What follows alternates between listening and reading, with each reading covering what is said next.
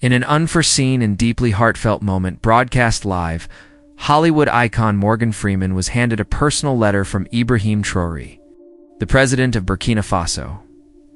As Freeman began reading, the entire studio fell utterly still. And then, something happened that no one expected. He broke down in tears. What words lay inside that envelope? What message moved him so profoundly? This powerful moment has left millions around the globe astonished and uplifted. It began as an ordinary Thursday morning in Los Angeles. Morgan Freeman sat comfortably on the set of a popular morning show. The host, Olivia Sanders, smiled warmly and asked him about his newest movie. The audience clapped softly, sipping their coffee and enjoying the familiar, soothing sound of his voice. But suddenly Olivia paused. "We have a surprise for you today," she said, reaching beneath her chair. She pulled out a plain brown envelope unmarked, carrying only one line. From President Ibrahim Traoré, Burkina Faso. The room instantly quieted. Even the cameras seemed frozen in place. Morgan held the envelope with quiet reverence, his fingers quivering ever so faintly. The host stayed silent. The audience leaned forward, their breath caught. Slowly, he lifted the flap dot inside. There was a single handwritten note. As his eyes moved across the opening lines, something shifted in his face. His familiar smile faded. His lips parted slightly, yet no words escaped. Then his voice broke. The room stayed frozen. The world was about to witness something never seen before. Morgan's grip tightened on the paper. His eyes, usually calm, commanding, welled with tears. For a man whose life had been lived under the harsh glare of cameras, this moment was entirely different. He cleared his throat and began reading softly. To the voice that carried our stories when the world forgot us. To the man who restored dignity to our suffering with every word spoken. The silence deepened. The camera zoomed gently toward his face. His hands shook. "You didn't simply act. You healed. You didn't only narrate. You revived our pride." His voice cracked again. A lone tear slipped down his cheek. Olivia, visibly emotional, remained quiet, allowing him space. "I write from a nation many have ignored, but you did not. In your voice we found ourselves. In your performances, we saw our fathers. Our hopes." Morgan stopped. He couldn't go on. Lowered the letter to his lap, covering his face with both hands. The man who gave voice to the world's pain was now experiencing his own raw, unscripted truth, all because of an unexpected letter from a president few anticipated. For long seconds, no one spoke. Then a soft sob echoed from the crowd. A woman seated in the front row wiped tears from her eyes. Beside her, a man clutched his chest, visibly moved. Morgan struggled to compose himself, gently dabbing his face with a handkerchief. I wasn't ready for this," he whispered, his voice trembling. This is different." He looked toward Olivia, his eyes still glistening. "I've been given awards, standing ovations, honorary titles. But no letter, no gesture has ever affected me like this." The host reached for his hand. Not to comfort a celebrity, but to connect with a human being unraveling in front of millions. Olivia then turned to the camera and spoke softly. "You've just witnessed something honest, something rare. A message from one leader to another, across oceans, across time." Behind the scenes, the production crew was frozen. No one dared cut to commercial. Meanwhile, online, the moment was already spreading like wildfire. People were sharing the video with a simple caption: "Morgan Freeman cries live on TV. So did we." But what about the rest of the letter? That part of the mystery was only beginning. That evening, Morgan Freeman couldn't sleep. The letter remained beside his bed, resting open under the soft glow of a lamp. He read it again and again, each time slower than the last. There was one paragraph he hadn't shared on air. Too personal, too raw, too powerful. "I was raised in a tiny village in the northern part of Burkina Faso," the letter began. "Didn't have running water, we didn't have electricity, but once each month, a truck arrived, carrying a generator and a screen, and that's when we watched movies." Morgan paused, his hand resting on his chest. "The first voice I ever heard in English was yours," the letter continued. "I couldn't understand the words, but I could feel them. tears welled in his eyes again. The next morning, Morgan called the show's producers. "I want to finish reading the letter on air," he told them. Back in the studio, the producers hesitated. It wasn't planned. It wasn't on the schedule. This wasn't part of the promo tour. But after seeing the reaction online, millions of views overnight, they agreed. Morgan would come back to finish what had started, but neither he nor the world was prepared for what would follow. The studio was filled. Cameras were set. No music, no introduction, only silence. Morgan Freeman stepped onto the stage, letter in hand. No script, no teleprompter. Olivia welcomed him, but he simply nodded, his eyes on the audience, and began. "This letter isn't only for me. It's for all of us," he said. Reading the next lines aloud. "When I became a soldier, I carried your words in my heart. Hope is the thing with feathers, you once quoted. I remembered those words every single night in the forest." The room fell silent again, Mr. Freeman. "Your voice gave me courage. I now lead a country that is still fighting for air, but I've never forgotten that voice. That voice gave me back my name." At those words, Olivia gasped softly. Morgan paused, his eyes lifting slowly, heavy with emotion. How? How does a man answer something like that? Home. People were crying. Social media flooded with comments. "This isn't just a letter," they wrote. "This is a mirror to the soul." But the letter wasn't finished. The most emotional moment had yet to arrive. As Morgan folded the letter, a small photograph slipped out, drifting to the floor. He bent down, picked it up carefully. It was a black and white image, a barefoot boy standing before a torn sheet.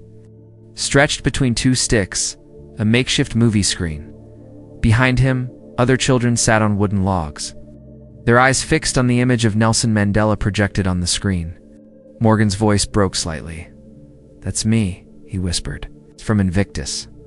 Olivia leaned closer. "You were their hero." Morgan turned the photo over, examining the handwriting.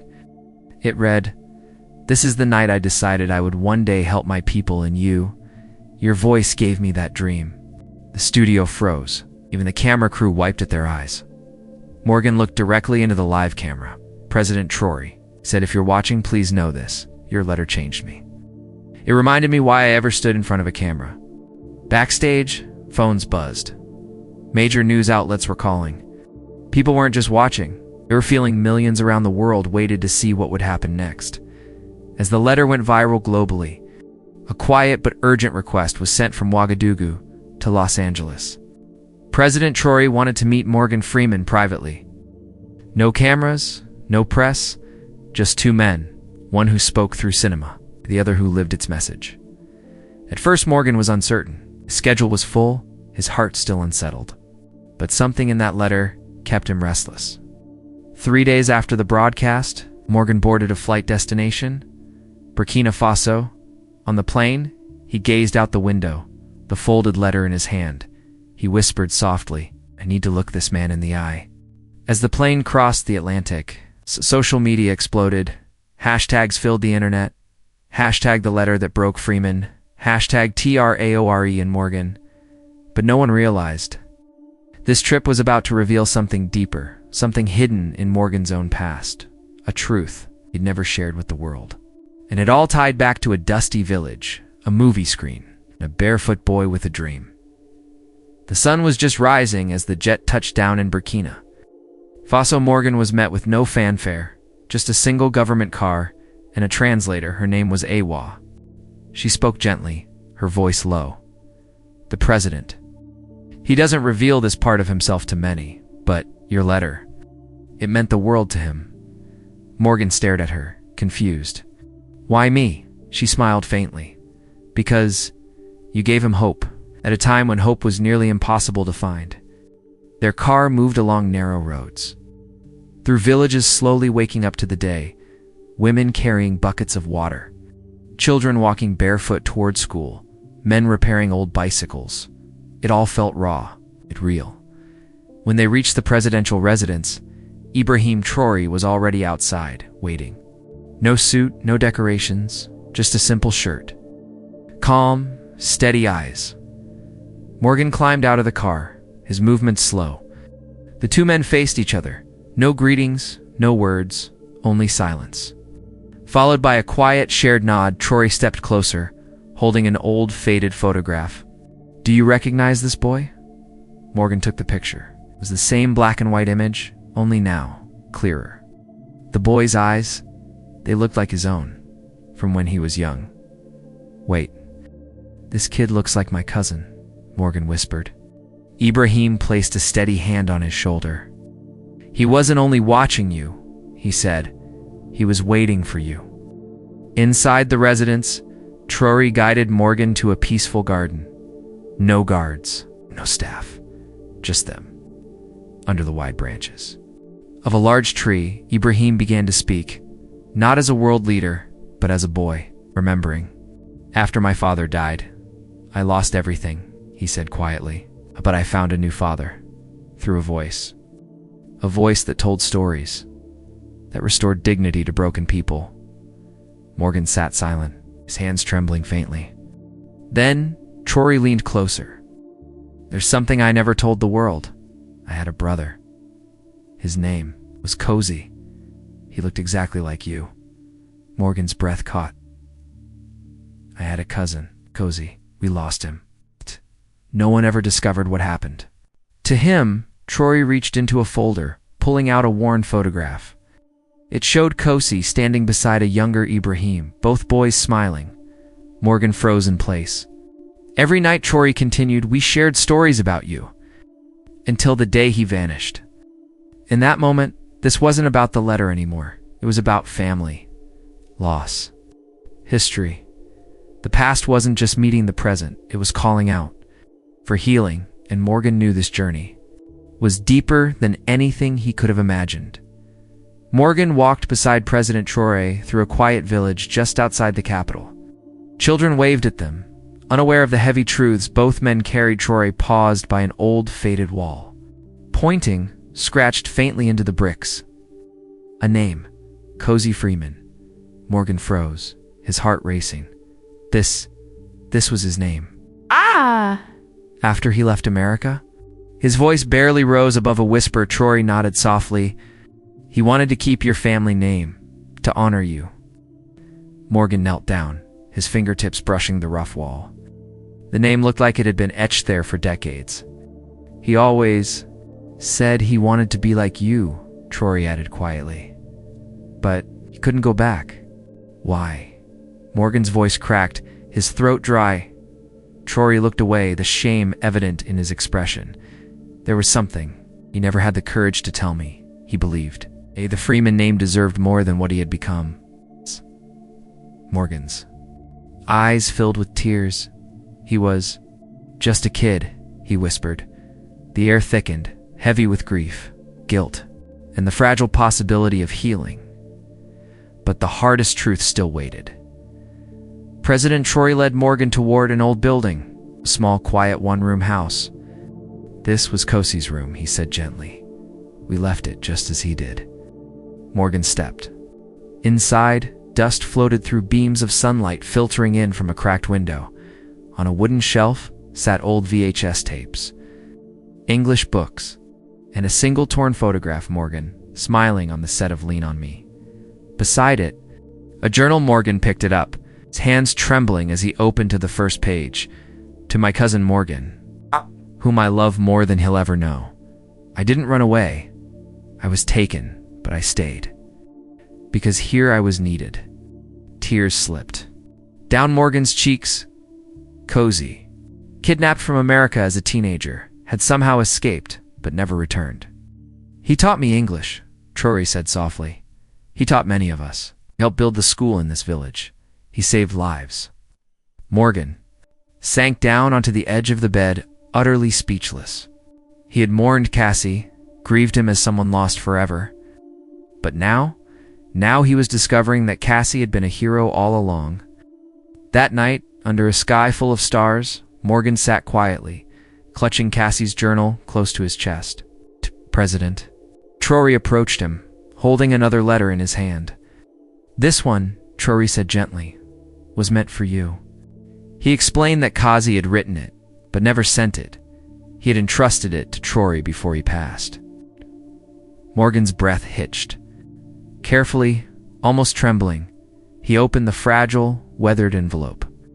Inside was a handwritten letter, aged, with time yet still clean and neat. Dear Morgan, I still hear your voice in my dreams. When life got tough, I remembered your roles, your strength, your courage. I didn't come back because I feared you might have forgotten me, but I never forgot you. Morgan closed his eyes, emotions swelling inside him. You gave me the strength to stay. To help, maybe I vanished from your world, but you never vanished from mine. I hope one day you'll come here and see what your voice helped create. With love, your little brother Kasi. Morgan's walls broke down, cried not with embarrassment, but with a complicated flood of gratitude, sorrow, and love tangled together. For the first time, the heavy silence he had carried for years cracked open. The journey wasn't over yet. He and Traoré sat together in the courtyard beneath a faint, flickering lantern. Kasi's letter still rested on Morgan's lap, as though his cousin had just whispered those words moments ago. Traoré spoke softly. Kasi never stopped giving. Even after he got sick, Morgan's head snapped up. He was sick. Traoré nodded solemnly. Malaria. He wouldn't leave the village, said his story had to finish where it began, with his people. Morgan fought to hold back tears. He died. Here. Traoré silently handed Morgan another item, a worn photograph. In it, Kasi smiled faintly, surrounded by children holding books in their hands. He taught them to read, Traoré added with a faint smile, using your movie scripts. Morgan's heart clenched. Shawshank Redemption, Invictus. They knew every word. For so long, Morgan had believed his fame. His films were his true legacy. But now, he saw something different. His real legacy wasn't the roles he played, but the hope his voice had sparked in a forgotten corner of the world. And within that hope, Kasi had discovered his own purpose. And now, maybe Morgan had found his too. Traoré wasn't finished yet. He had one more promise to fulfill. The next morning, they drove deep into the countryside. Children ran alongside the vehicle, waving, beaming. Their energy filled the air. They stopped beside a dusty trail. Ahead stood a small, freshly painted school building. Above the doorway, a wooden hand-carved sign read, Kasi Freeman, Community School for Hope. Morgan's hands flew to his mouth, stunned. Traoré stepped beside him, his voice soft. This place exists because of him, and because of you. Morgan stepped inside. The walls were covered in colorful student artwork. Classroom buzzed with laughter and voices reading English. A teacher approached, smiling, and handed Morgan a notebook. Inside were handwritten messages from the students. Dear Morgan Freeman, thank you for helping my teacher dream big. Your voice gave us hope. Kasi said you were a king. We think so too. Morgan sat on a tiny bench, overwhelmed. He'd never imagined that his legacy would be here in Burkina Faso, in a small school born from sacrifice, brotherhood, and a love that spanned oceans. He turned to Traoré, his voice barely above a whisper. You've done more than lead, Mr. President. You've healed a part of me I thought was beyond repair. Before Morgan's flight home, Traoré invited him to a small gathering with the villagers. No cameras, no reporters, just people. An old man strummed gentle music on a kora. Children performed a short play based on the bucket list. Everyone laughed. Even Morgan, at the end. Traoré stood holding a wooden box carved with traditional West African patterns. He opened it, revealing a medal inside. This isn't from the government, he said with quiet pride. It's from the people. For the man who gave us a voice before we even had one. In that instant, Morgan stood frozen, unable to speak. He wasn't playing a role. He wasn't a Hollywood icon. In that moment, he was simply a man unexpectedly touched by a world he never imagined reaching. As the night sky stretched above them, glittering with stars, Morgan quietly muttered a prayer. For Kosi, for the children, for Traoré. Thank you. His voice cracked as he spoke. Traoré smiled softly. No, thank you. Those simple words, a wound that had bled for generations, quietly began to heal. But But this story wasn't over. Not yet. Because when Morgan returned home, he carried something that would change the course of everything, a final message for the world. Just 3 days after landing back in the US, Morgan Freeman appeared on 60 Minutes for what was expected to be a short interview about his journey to Africa. But once the cameras rolled, the unexpected unfolded once more. Morgan gently placed a letter on the table, a letter from Ibrahim Traoré. "This," he whispered, his voice shaking, "this is the most powerful letter I've ever held." His hands trembled. He paused, then began reading a part the world had never heard before. "Dear Morgan, without knowing it, you became a teacher to millions across Africa. Long before foreign aid ever reached us, your voice arrived. In villages with no power, your words still echoed from old radios, powered only by hope." Morgan stopped reading. His voice faltered. His eyes brimmed with tears. "He called me a light," Morgan whispered, "but what he doesn't realize is that he became mine." The studio went silent. No scripts, no fancy edits, just pure, unfiltered emotion. Within hours, that moment ignited the internet. Millions watched. Millions wept. But above all, millions now recognized the name Ibrahim Traoré and understood how a single letter could reshape everything. The days that followed were unreal. The media ran with the story. Freeman and Traoré became global headlines. Schools began requesting copies of the letter. Oprah, moved to tears by the broadcast, called it a masterclass in humanity. Emails poured into Morgan's inbox from teachers in South Africa, youth groups in Brazil, prison chaplains. Across the US, each message carried the same sentiment. This letter didn't just speak to Morgan Freeman. It spoke to all of us. Donations flooded in for the Kosi Freeman School in Burkina Faso in just 48 hours. They had enough to build 3 more schools across the region. Then came another surprise. Ibrahim Traoré released a short video. No suit, no podium, no grand flags, just him, standing beside smiling school children as the sun dipped behind them. "This is not my story," he said calmly. "It belongs to all of us. It's about choosing kindness, especially when no one's watching. Let's create more light together." His quiet words echoed across continents. He didn't ask for applause, but the world gave it, regardless. Not as a politician, but as a humble servant to the people. 1 week after that letter was first read, Morgan Freeman returned to his peaceful home in Mississippi. He placed the letter inside a glass frame above his writing desk. But he wasn't finished yet.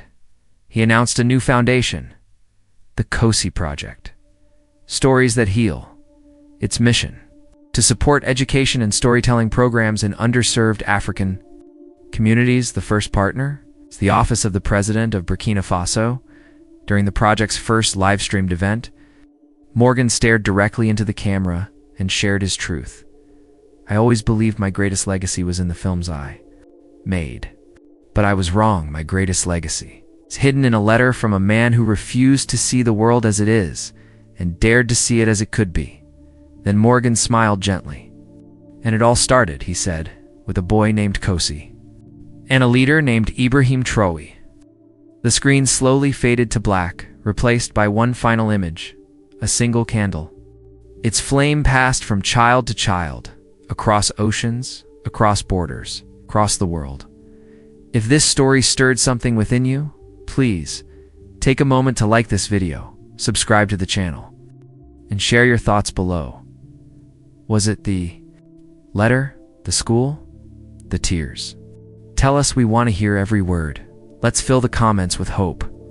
Let's keep this legacy alive. And remember, sometimes the smallest letter holds the power to spark the greatest change.